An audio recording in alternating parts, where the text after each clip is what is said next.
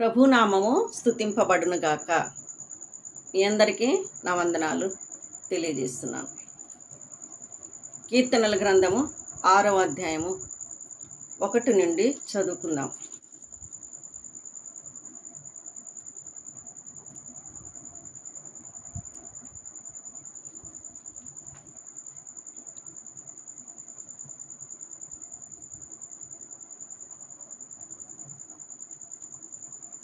యెహోవా, నీ కోపము చేత నన్ను గద్దింపకము, నీ ఉగ్రతతో నన్ను శిక్షింపకము.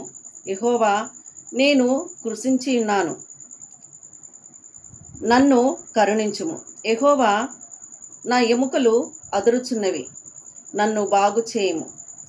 నా ప్రాణము బహుగా అదురుచున్నది. యెహోవా, నీవు ఎంతవరకు కరుణింపకయుందు? యెహోవా, తిరిగి రమ్ము, నన్ను విడిపింపుము.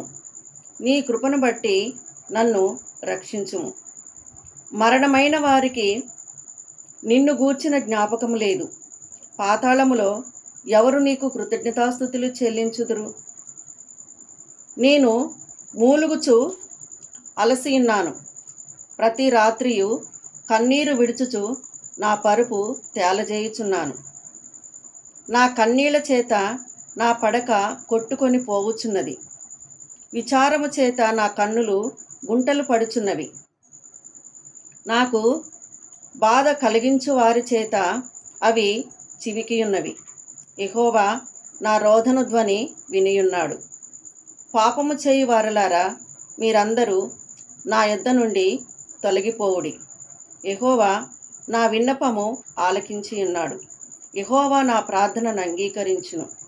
నా శత్రువులందరూ సిగ్గుపడి బహుగా అదురుచున్నారు.